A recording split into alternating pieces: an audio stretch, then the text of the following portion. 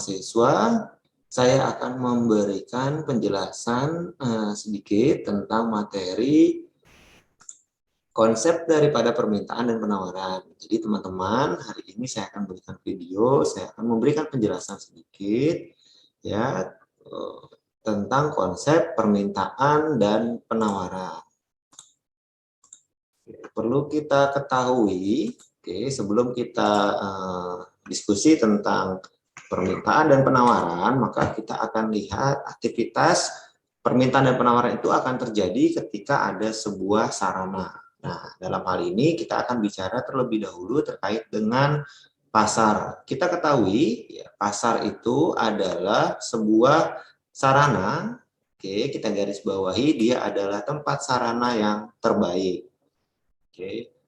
Tempat sarana yang terbaik apa? Pasti kita akan bicara tentang sarana yang terbaik untuk mengkoordinasikan kegiatan ekonomi yang di dalamnya ada aktivitas perdagangan, dan di dalam aktivitas perdagangan itu dia akan melibatkan ya sekumpulan atau beberapa orang penjual dan juga pembeli. Aktivitas apa yang dilakukan oleh penjual dan pembeli? Pasti bicara tentang barang atau jasa yang diperjual dan diperbelikan oleh baik produsen maupun konsumen. Kita ketahui ya, pasar itu ada yang disebut dengan pasar persaingan sempurna. Secara sederhana, pasar persaingan sempurna itu adalah pasar yang di dalamnya pembelinya dan penjualnya relatif banyak. Apa yang terjadi ketika pembeli dan penjualnya itu lebih daripada satu? Maka dia, baik pembeli maupun penjual, ini memiliki pengaruh yang sangat kecil terhadap harga, atau secara sederhana, harga di dalam pasar persaingan sempurna itu tidak bisa dipengaruhi. Apa yang menyebabkan dia tidak bisa mempengaruhi harga? Ilustrasi yang paling sederhana adalah ketika ada misalnya 2 atau 3 lebih penjual beras dalam sebuah pasar tradisional. Maka pasti di antara 3 penjual tersebut dia tidak bisa memainkan harga. Kenapa? Karena harga yang ada di dalam sebuah pasar tersebut relatif ya sudah standar ya, atau harga yang ditawarkan pada konsumen ya itu relatif sama. Ya, kenapa? Kita bayangkan kalau banyak penjualnya, maka tidak ada salah satu penjual yang bisa mendominasi harga. Begitupun sama dengan pembelinya. Pembeli juga sama, tidak bisa menawar harga beras itu lebih murah dibandingkan dengan standar harga di antara 3 penjual tersebut. Itulah pasar persaingan sempurna, kondisi atau ilustrasi yang paling sederhana. Lalu bagaimana dengan pasar persaingan tidak sempurna? Kita bicara tentang pasar persaingan tidak sempurna ini, pasar yang penjual dia punya kekuatan untuk mempengaruhi harga pasar. Berarti kita akan bicara tentang kalau tadi banyak, maka ini pasti sedikit. Ketika sedikit, ya pasti ya penjual bisa mempengaruhi harga terhadap barang atau jasa yang diperjualbelikan. Kita akan lihat cirinya pasar persaingan tidak sempurna itu ya sedikit penjual tapi banyak pembeli. Penjual tidak dapat bersatu untuk menguasai pasar. Penjual bisa bersatu untuk menguasai pasar, itu ciri-cirinya. Yang berikut adalah pembeli tidak punya kebebasan untuk menentukan pilihannya. Kenapa? Karena penjualnya yang relatif sedikit. Barang yang diperdagangkan itu punya sifat homogen. Jadi ya pada pasar persaingan tidak sempurna, penjual dapat mempermainkan harga sedangkan pembeli hanya mengikuti atau dia tidak bisa mempengaruhi harga barang atau jasa yang diperjualbelikan oleh si penjual. Kita tahu bahwa pasar persaingan tidak sempurna itu ada pasar monopoli, bicara tentang mono, maka dia akan bicara tentang hanya satu. Apa yang satu? Berarti hanya ada satu penjual atau satu produsen. Nah, cirinya pasti satu produsen tidak ada barang pengganti. Ketika dia tidak ada barang pengganti, maka dia bisa dikatakan sebagai barang atau jasa yang ada di dalam pasar monopoli. Produsen pada posisi ini punya kekuatan untuk menentukan harga. Tidak ada pengusaha lain yang memasuki pasar. Karena apa? Dia dihambat dari beberapa keunggulan yang ada di dalam sebuah perusahaan tersebut. Penjual, pada pasar monopoli ini memang belum tentu bisa mendapat keuntungan besar. Kenapa? Pasti sebelumnya, ya pada materi sebelumnya kita bicara tentang peran daripada pemerintah. Nah, peran pemerintah itu posisinya bisa mempengaruhi pasar-pasar yang tidak sempurna. Bagaimana caranya? Ya, pasti caranya pertama mencegah munculnya monopoli dengan membuat kebijakan, peraturan perundang-undangan, atau dan lain sebagainya yang bersifat kebijakan pemerintah.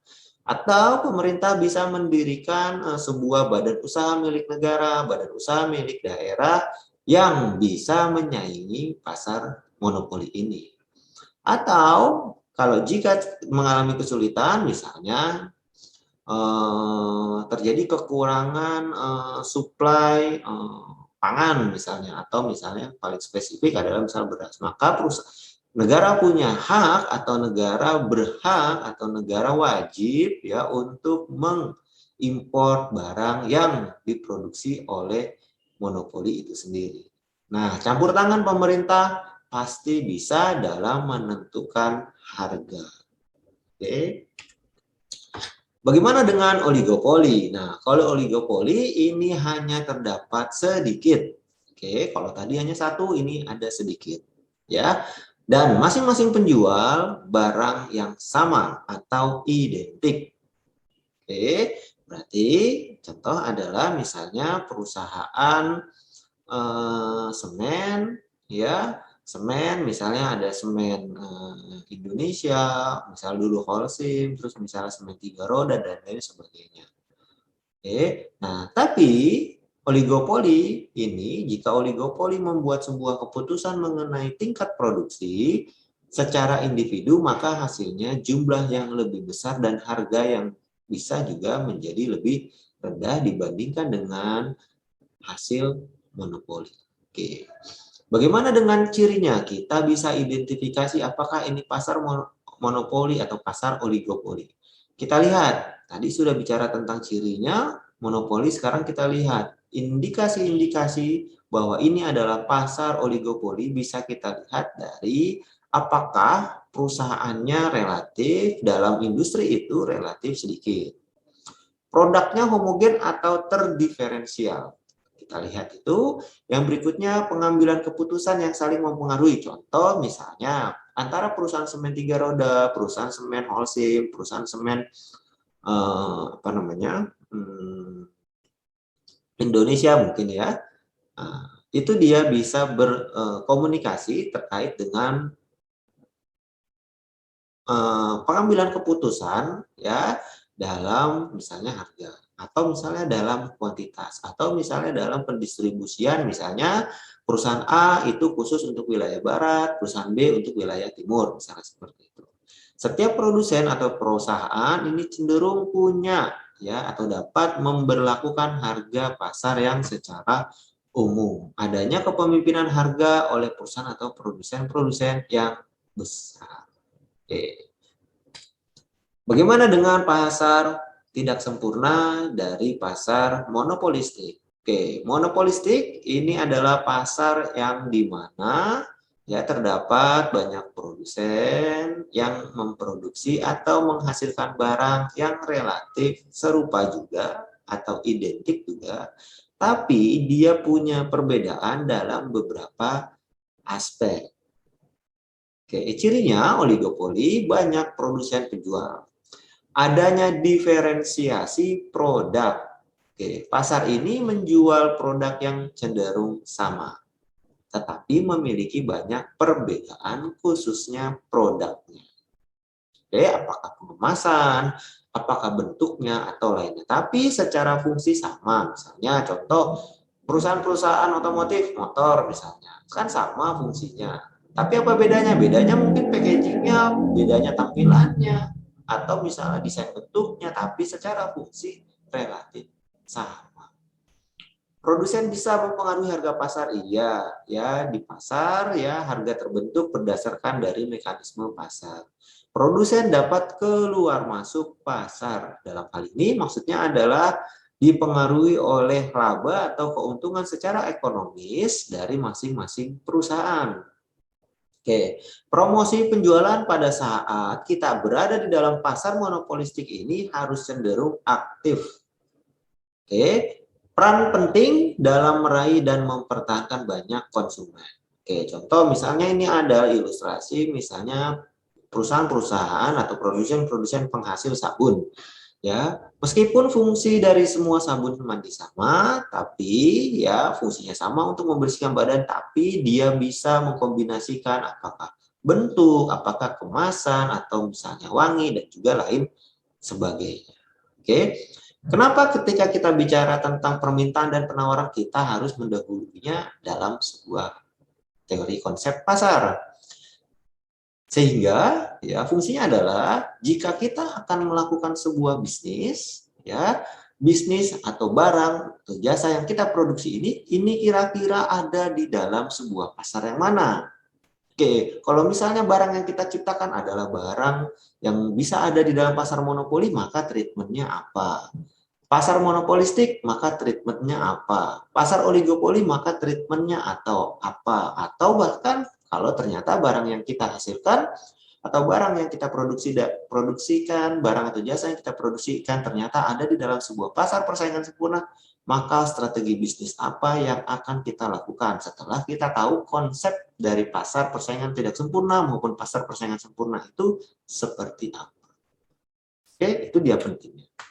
Nah, sekarang kita lihat yang namanya adalah sebuah permintaan. Bahwa kita tahu permintaan itu adalah ciri hubungan ya antara banyaknya jumlah permintaan dan juga harga. Oke. Berdasarkan ciri hubungan antara permintaan dan harga, maka dapat dibuatlah sebuah grafik kurva permintaan. Grafik kurva ini adalah sebuah alat atau ilustrasi untuk kita melihat atau mempermudah bagaimana pergerakan daripada permintaan itu. Oke. Kita harus tahu juga, ketika bicara tentang permintaan ini adalah bicara tentang kebutuhan daripada masyarakat atau individu terhadap sebuah jenis barang atau jasa. Nah, ketika kita bicara tentang kebutuhan, ketika bicara kita tentang permintaan, maka permintaan atau kebutuhan ini ada faktor yang bisa mempengaruhi. Faktor ini maksudnya apa? Inilah faktor-faktor yang akan mempengaruhi apakah permintaannya sekian banyak, atau permintaannya harus ditahan, atau permintaannya ternyata pada kondisi-kondisi tertentu, pada harga-harga tertentu cenderung kita kurangi. Faktor yang akan kita lihat pertama adalah harga barang itu sendiri. Pasti ya, ketika kita membeli sebuah barang atau kita akan melakukan sebuah permintaan, maka yang akan kita lihat adalah harga barang yang akan kita beli itu seperti apa. Kalau cocok harganya kita beli. Terus terkadang ya ketika kita masuk ke sebuah minimarket misalnya, dia pasti akan mensandingkan misalnya produk sabun semua dengan berbagai macam merek. Agar apa? Agar si konsumen bisa melihat harga barang lainnya. Mungkin bisa menjadi sebuah alternatif ketika misalnya harga yang barang yang biasa kita konsumsi atau barang yang biasa kita beli itu mengalami sebuah baik kenaikan maupun penurunan harga. Maka pasti kita akan lihat harga barang. Setelah kita lihat harga barang lain, maka kita akan lihat seberapa besar sih kemampuan kita atau pendapatan kita. Yang berikutnya adalah intensitas kebutuhannya seberapa banyak. seleranya bagaimana? Ingat, ketika kita berbisnis, terus kita juga akan memotret permintaan terhadap produk atau barang, produk atau jasa yang akan kita perjualbelikan, maka kita lihat jumlah penduduknya. Berapa jumlah penduduk ini terkait dengan seberapa banyak kita harus memproduksi. Seperti kemarin kita bicara tentang permasalahan ekonomi, bagaimana kita memutuskan aktivitas produksi barang atau jasa. Dan jangan lupa ada juga faktor musim dan juga faktor iklim. Faktor musim dan faktor iklim maksudnya apa? Contoh misalnya kita sering melihat gitu ya, kita sering mengkonsumsi barang yang sebetulnya ini barang yang sedang hit atau yang sedang banyak dikonsumsi, atau barang ini karena di branding atau di endorse ya misalnya oleh artis-artis maka jadi booming. Nah, itu bisa dikatakan juga sebagai musim. Musim itu bukan berarti misalnya cuaca, bukan ya, itu bicara tentang iklim. Oke, ada juga barang dan jasa yang dipengaruhi, permintaannya dipengaruhi oleh faktor iklim. Ya, misalnya jas hujan yang paling sederhana gitu ya, atau misalnya pada musim Piala Dunia.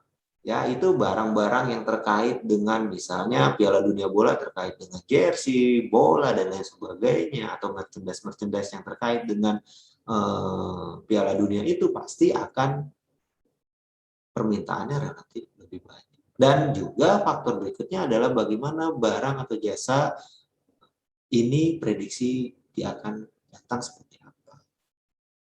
Nah, ingat permintaan itu secara konsep hukumnya adalah pada hakikatnya ya orang akan melakukan sebuah permintaan atau permintaan akan banyak jika harga sebuah barang atau jasa itu mengalami permintaan yang relatif turun atau rendah. Atau harga rendah sebuah barang, maka pasti akan banyak orang melakukan permintaan.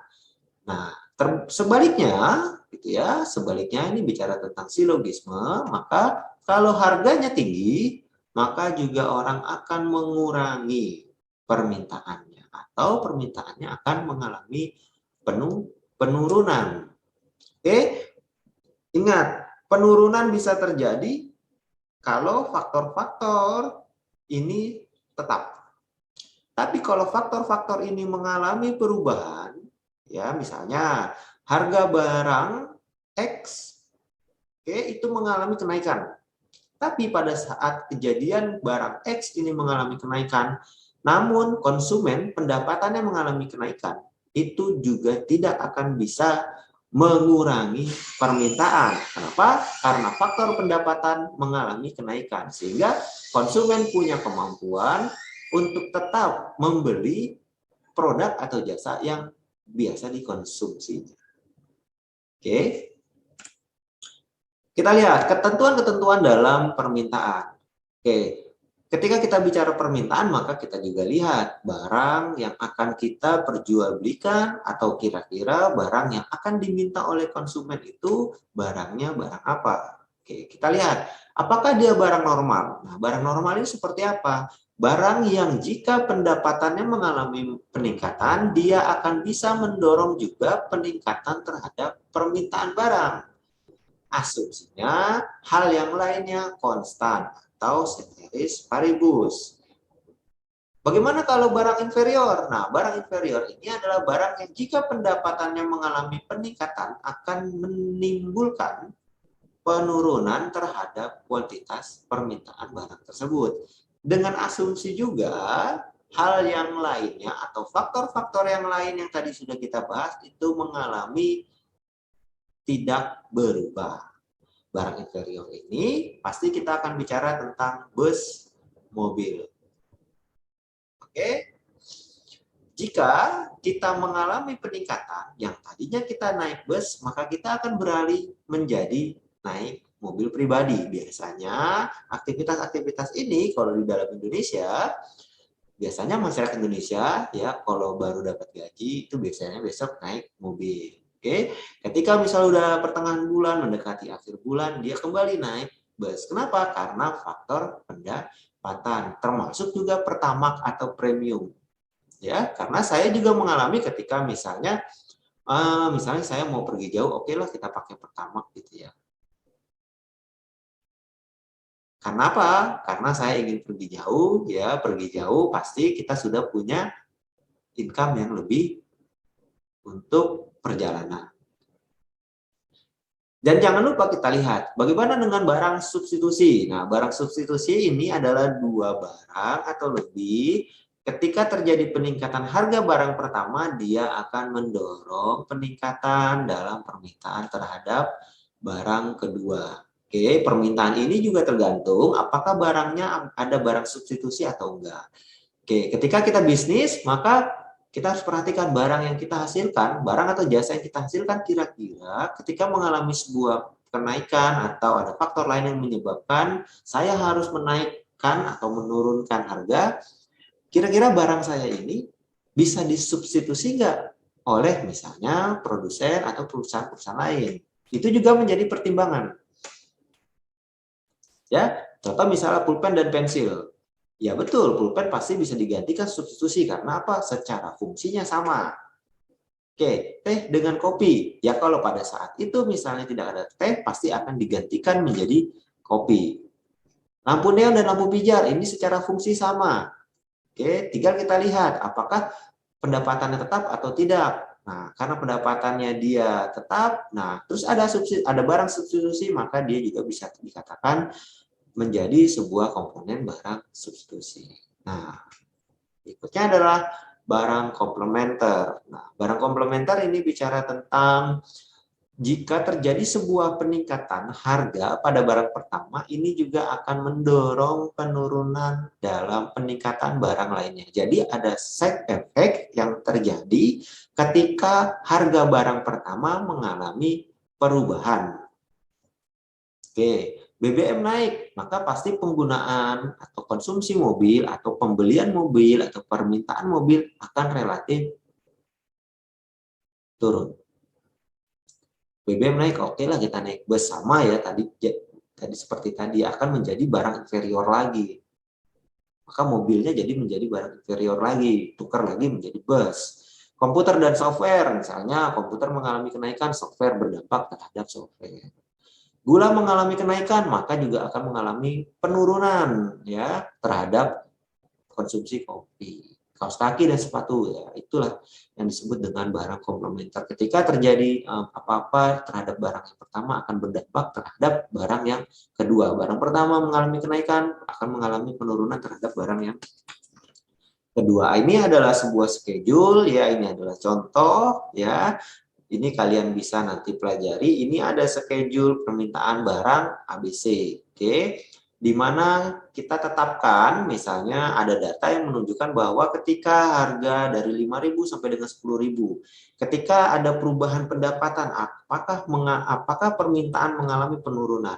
Ilustrasi ini dari metrik atau schedule ini kita sudah bisa lihat ya, sebetulnya kita lihat ketika barang harganya 5.000, konsumen atau masyarakat ketika pendapatan 20.000 dia bisa mengkonsumsi sebanyak 22 unit.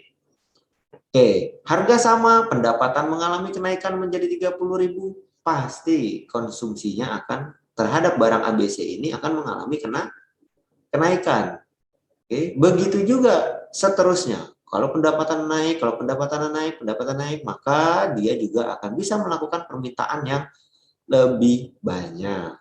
Oke, tapi ya ketika ketika misalnya harganya mengalami kenaikan sampai 10.000, dia akan cenderung mengalami penurunan permintaan ketika pada kondisi tersebut ya pendapatan tetap maksudnya pada kasus orang punya pendapatan 20.000 ya. Ketika harganya dinaikkan, maka sebetulnya kita bisa prediksi orang itu akan cenderung mengalami penurunan. Ini konsep daripada permintaan dengan memperhatikan bahwa faktor atau hal-hal lain selain pendapatan tidak mengalami perubahan. Nah, kita lihat, oke, cirinya, oke, jadi cirinya kurva permintaan atau permintaan itu memiliki kemiringan negatif. Bagaimana negatif maksudnya, Pak? Negatif itu dia akan mengarah ke sumbu minus. Oke, kalau kita ilustrasikan ini 0,1, maka kalau dia ya vertikal yang negatif, maka ada di sini ada -1, -2, -3 dan seterusnya. Oke, kita lihat di sini ketika harga 10.000, oke, maka konsumen hanya bisa mengkonsumsi sebanyak 2. Ketika harga mengalami penurunan, terus konsumsinya akan lebih banyak. Apalagi kalau diberikan beli 1, bonus 1. Terus minus. Maksudnya minus gimana? Ke orang kalau dikasih gratis gitu ya, dikasih gratis pasti mintanya lebih banyak gitu kan. Atau dia akan melakukan permintaan lebih banyak. Wah, ini lagi gratis, ayo kita beli lebih banyak. Nah, itu ilustrasi yang paling sederhana yang dimaksud dengan kurva permintaan itu dia punya kemiringan yang negatif. Oke, lihat ini kurva permintaan yang tadi, kurva permintaan pada saat pendapatan 20.000, ini 30.000 dan ini 40.000. Oke, nah dalam kurva permintaan kita harus mengingat bahwa kurva tersebut digambarkan dengan menganggap faktor hal lain tetap tidak mengalami perubahan atau yang sering disebut secara teori adalah ceteris paribus. Nah, oke, ini ada 3, kalau kita lihat ada 3 jenis, 3 model perubahan dari sisi pendapatan. Ketika kita jadikan satu dalam sebuah kurva, oke, maka baru kita bisa lihat, oke, ketika pendapatan 20.000 di sini, 30.000 di sini, 40.000 di sini. Oke, apakah terjadi sebuah pergeseran? Iya. Apa yang menyebabkan dia bergeser? Ya, pasti ada faktor. Oke, kita lihat. Kapan kurva itu bergeser? Oke, kurva itu mengalami pergeseran ketika salah satu variabel dari sumbu itu mengalami perubahan. Sumbu yang dimaksud adalah ini, sumbu harga, dan ini adalah sumbu kuantitas. Yang horizontal itu pasti bicara tentang kuantitas, yang vertikal itu bicara tentang harga. Oke, dalam kasus ini bila pendapatannya mengalami perubahan, maka dia memaksa kurva itu bergeser.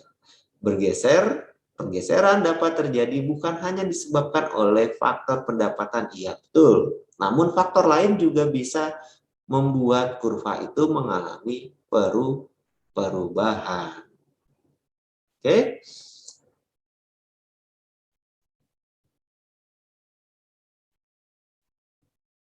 Kita lihat di sini, ketika pendapatan mengalami peningkatan, maka dia kurva akan bergeser ke kanan. Oke, ketika pendapatan mengalami penurunan, pasti dia juga akan bergeser ke arah sebelah kiri.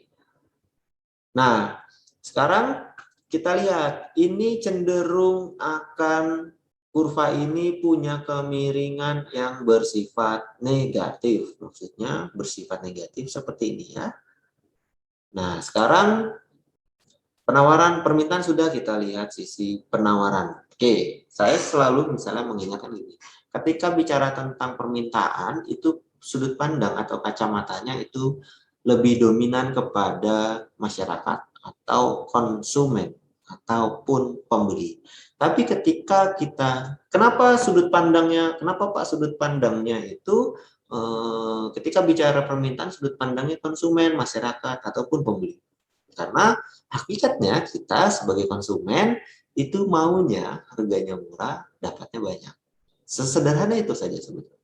Nah, oke, sekarang bagaimana dengan permintaan? Nah, ketika permintaan sudut pandangnya kita adalah seorang pengusaha. Kenapa? Karena di sini konsep penawaran, kuantitas yang ditawarkan terhadap sebuah barang atau jasa itu adalah jumlah yang tersedia dan dapat dijual oleh produsen atau penjual. Hukum permintaan, hubungan antara harga, kita masih bicara tentang harga dan barang yang ditawarkan.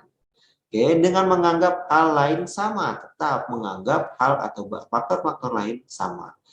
Ketika harga barang mengalami peningkatan, maka kuantitas barang tersebut yang ditawarkan juga akan mengalami peningkatan. Oke, Ketika harga bagus, logikanya ya saya pengusaha, oh harga cabai di pasar bagus, maka apa?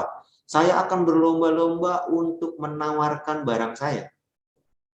Begitu kan pasti sisi produsen, sisi penjual. Ketika harga misalnya saya pengusaha cabai, kemarin cabai sempat mengalami kenaikan, ya, saya akan berlomba untuk menawarkan, ayo nih, saya ada cabai, silahkan dibeli, harganya sekian, gitu ya. Itu pasti penawaran. Kenapa aktivitas dilakukan? Karena memang hukumnya daripada penawaran yang sudut pandangnya adalah produsen seperti itu. Faktor yang bisa menentukan perubahan naik turunnya sebuah penawaran pasti kita akan bicara tentang harga barang itu sendiri. Oke, kita bisa menjual, bisa memproduksi barang, faktornya harga input. Biaya produksinya berapa? Apakah kena pajak atau tidak barang kita? Oke, kalau kena pajak maka kita harus menjual barang itu dengan harga sekian X. Teknologi yang digunakan harus tepat sehingga apa? Agar bisa efisiensi. Oke, kapasitas produksi dengan teknologi akan lebih banyak. Oke, adanya ekspektasi. Oke, adanya ekspektasi dari pasar. Apakah ada produsen baru? Oke, nah ketika ini bicara tentang barang yang akan kita tawarkan, kita juga lihat kanan kita ada produsen tidak, kiri kita ada produsen atau tidak. Kalau ada berapa kapasitas, berapa kemampuan dia memproduksi, berapa pasar bisa punya kemampuan untuk menyerap barang yang relatif sama. Oke, contohnya ya kita lihat jika harga beras mengalami penurunan, maka penjual akan mencoba mengurangi penjualan dari beras. Kenapa? Karena takut rugi. Nah, ingat ketika kita berbisnis, ya konsep penjualan ini menjadi acuan atau patokan pertama. Kenapa? Karena di sini adalah sensitivitas kita, ya untuk kapan kita harus menjual atau kapan kita harus menawarkan dan kapan kita harus mempertahankan atau bertahan dulu untuk tidak menjual barang atau jasa yang kita produksi. Kenapa? Karena faktor harga. Tapi ketika misalnya pada ilustrasi ini ya, ketika harga beras mengalami peningkatan, maka petani akan coba terus menghasilkan, menyediakan barang tersebut. Kenapa? Karena pada posisi itu dia akan memperoleh keuntungan. Oke, itulah konsep dari permintaan, faktor, dan juga ilustrasinya. Ini sama, saya ilustrasikan juga pada barang ABC dengan tingkat harga, ya ini dalam bentuk dolar, kalau tadi mungkin dalam bentuk rupiah, pendapatannya kita lihat sama 20.000, 30.000, dan 40.000. Oke, nah kalau pada metrik ini, oke, atau pada schedule ini kita lihat, ketika pada harga 10 dan pendapatannya 20.000, dia akan lebih banyak. Tapi ketika harganya mengalami penurunan atau $5, dia akan sedikit melakukan penawaran. Atau dia hanya bisa menjual satu. Berarti yang 15 dia keep, dia tahan dulu. Oke, pendapatannya berubah, juga akan mengalami perubahan. Oke, sekarang kita lihat. Ini ilustrasinya, kurvanya langsung saya jadikan satu ketika pendapatannya mengalami perubahan. Nah, pada kurva penawaran ini, oke, grafiknya itu cenderung arahnya positif. Positif maksudnya apa? Dia terus ke atas itu tidak ada yang negatif ya. 1, 5, dan lain sebagainya. Oke, kanan kiri positif. Harga positif, jumlah positif. Setiap perubahan ini akan bisa menaikkan kuantitas yang diproduksi oleh penjual pada tingkat harga tertentu. Ya, ini juga akan bisa membuat kurva mengalami pergeseran karena adanya tekanan. Setiap perubahan yang dapat menurunkan kuantitas ini yang ditawarkan oleh penjual pada tingkat harga tertentu juga bisa akan menggeser kurva penawaran ke kiri. Oke, sama, penurunan akan ke kiri, peningkatan akan ke kanan. Oke.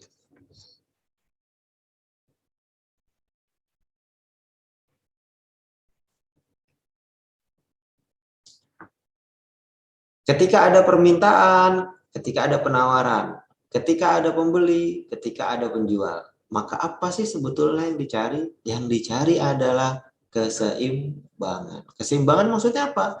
Saya sebagai produsen, saya sebagai konsumen datang ke dalam sebuah pasar, bisa dapat barang yang kita butuhkan, yang bisa memenuhi kebutuhan kita, termasuk juga dengan kuantitasnya. Penjual memperjualbelikan barang atau jasa di dalam sebuah pasar juga bisa menjual semua barang. Nah, itu sebetulnya prinsip daripada keseimbangan. Keseimbangan ini adalah sebuah situasi ketika penawaran dan permintaan ada dalam posisi yang berimbang. Oke, ketika bicara keseimbangan ini juga bicara tentang harga keseimbangan. Ini adalah harga yang bisa menyeimbangkan permintaan dan juga penawaran. Ketika bicara kuantitas juga pasti adalah kuantitas yang ditawarkan ini ada pada posisi berimbang antara permintaan dan juga penawaran. Nah, tapi ketika bicara tentang keseimbangan sebuah pasar, keseimbangan permintaan dan penawaran, ini juga akan bicara tentang kelebihan penawaran atau akses supply. Nah, ini adalah sebuah situasi ketika kuantitas yang ditawarkan lebih besar daripada kuantitas yang diminta. Itulah kelebihan penawaran. Logika sederhananya adalah saya sebagai penjual, saya datang ke pasar bawa 10 barang. Nah, pada saat itu ternyata cuma dikonsumsi sebanyak 5, maka itulah terjadi kelebihan penawaran. Saya datang dengan barang yang ternyata lebih banyak daripada kebutuhannya. Nah, tapi kalau kelebihan permintaan ini situasi atau kuantitas sebuah situasi di mana kuantitas atau banyaknya yang diminta itu lebih besar daripada kuantitas yang ditawarkan. Saya mau beli cabai, pengennya beli 20 kilo, begitu datang ke pasar ternyata hanya ada 10 kilo. Itulah terjadi kelebihan permintaan atau ekspektasi dari konsumen itu terlalu berlebih. Oke, hukum penawaran dan permintaan. Ini bicara tentang harga barang yang disesuaikan, yang bisa menyesuaikan diri untuk membawa atau mengarahkan penawaran dan permintaan dalam sebuah keseimbangan. Nah, ketika ini ada ilustrasi permintaan dan penawaran pada harga yang perubahannya sama untuk permintaan dan penawaran. Oke. Kita lihat di sini ya ada mulai harga $10 sampai dengan $5. Oke. Kita lihat permintaan dari sisi konsumen. Konsumen pada saat itu ya punya pendapatan sebanyak 20. Oke. Ketika sebanyak $20 ini harga 10 maka dia bisa konsumsi, dia bisa melakukan permintaan 2, 9, 6, 8, 10. Oke, 7, 14. Kita lihat penjualnya dalam sebuah pasar. Oke, pada saat pendapatan 20.000 ya si konsumen itu sebetulnya pada saat harga 10 maka saya akan menjual lebih banyak 16. Oke, maka dia tidak pada saat harga 10 permintaan ya dia sebetulnya hanya bisa 2. Oke. Nah, penawaran sebanyak 16. Nah, pada posisi ini sebetulnya terjadi kelebihan penawaran. Kenapa? Karena pada saat harga 10.000, pada saat harga $10 dengan pendapatan $20.000, konsumen hanya bisa melakukan permintaan sebanyak 2 unit. Tapi produsen atau penjual dia melakukan penawaran sebanyak 16 unit. Ini terjadi kelebihan penawaran. Sebenarnya yang paling pas keseimbangan itu terjadi pada saat kapan? Pada saat harga $8. Nah, pada saat harga $8 ini bisa mempertemukan antara permintaan dan penawaran. Kenapa? Kita ilustrasikan pada pendapatan $20.000. Pada pendapatan $20.000, oke, konsumen itu bisa melakukan permintaan sebanyak 10 unit barang. Nah, pada saat harga $8, produsen atau penjual ketika pendapatan konsumennya $20.000, dia akan menawarkan sebanyak 10. Maka apa yang terjadi? Saya datang ke sebuah pasar, ingin membeli sebanyak 10 barang ABC, saya terpenuhi. Penjual membawa barang 10 atau menjual barang di pasar tersebut sebanyak 10, itu habis terjual. Nah, sebetulnya kita ya secara prinsip konsep ini itu adalah alat analisa yang akan kita gunakan untuk melihat sebenarnya kalau saya misalnya kita adalah sebuah penjual, maka sebenarnya saya ini harus menjual barang itu sebanyak berapa sih dan pada harga berapa. Nah, inilah dia. Berarti saya harus menjual barang dengan harga 8 dan banyaknya sebanyak 10. Oke, kalau pendapatannya berubah juga pada 13 kuantitasnya. Harganya berubah 40.000, hanya boleh melakukan penawaran sebanyak 16 karena konsumen punya kemampuan membeli 16. Oke. Tapi bagaimana ketika terjadi sebuah perubahan, harganya mengalami penurunan lagi. Nah, penurunan lagi pasti permintaannya maunya banyak, tapi penawarannya diturunkan. Nah, ingat pada kurva ini, pada schedule ini, pada arsiran ini, pada arsiran ini sebetulnya terjadi sebuah kelebihan permintaan. Kenapa? Ya sebenarnya sederhana ya. Kenapa? Karena jumlahnya lebih banyak dibandingkan dengan jumlah penawaran, itu aja sederhana. Tapi pada bagian ini ya penawaran nilainya lebih banyak, kuantitasnya lebih banyak, tapi kuantitas permintaannya lebih sedikit. Oke, ini keseimbangannya, titik keseimbangannya dalam ilustrasi sebuah kurva. Sebenarnya kalau di sini kalau dalam sebuah tabel juga sudah bisa kelihatan dan diilustrasikan dalam sebuah kurva, ini lebih memudahkan kita untuk melihat pada titik mana terjadi keseimbangan harga. Oke, atau pada kuantitas keseimbangan. Penawaran keseimbangan. Permintaan keseimbangan. Oke. Di sini pada saat titik ini, inilah posisi di mana pembeli telah bisa membeli seluruh barang atau jasa yang mereka ingin beli dan penjual juga telah menjual barang atau jasa ya yang mereka ingin jual. Oke, ini pendapatan 30, ini pendapatan 40. Inilah rekapitulasi keseimbangan permintaan dan penawaran.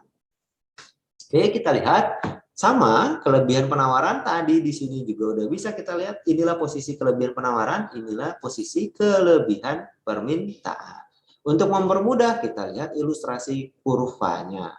Kelebihan penawaran atau excess supply ya, ini adalah sebuah situasi ketika kuantitas yang ditawarkan lebih besar daripada kuantitas yang diminta. Kasus pendapatan 20.000 misalnya ya. Dengan menggunakan data schedule yang tadi ya sama pendapatan 20.000 dan harga $9, maka terdapat kelebihan penawaran karena harga pasar ya berada di atas keseimbangan. Oke, ini terjadi di atas keseimbangan, maka terjadi kelebihan penawaran. Oke, kalau kelebihan permintaan ini ada ya, maka kenapa terjadi kelebihan penawaran? Kenapa terjadi kelebihan penawaran? Karena pada pendapatan 20.000 dan harga barang per buahnya 7 ya, ini berada di dalam posisi keseimbangan ini. Oke, berada di dalam posisi keseimbangan. Oke, maka inilah yang disebut dengan kelebihan permintaan. Kenapa? Karena terlalu banyak pembeli yang ingin barang itu lebih sedikit. Nah, para penjual tidak dapat mengambil keuntungan di posisi ini. Oke, dengan demikian Penyesuaian harga itu akan bisa menggerakkan sebuah pasar ke arah keseimbangan. Oke, nah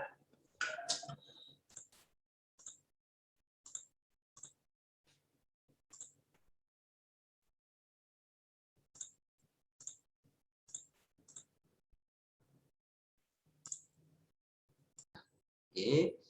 Selamat belajar, selamat mencari artikel, dan selamat belajar menganalisa sebuah kasus permintaan dan penawaran. Sekian, saya ucapkan terima kasih.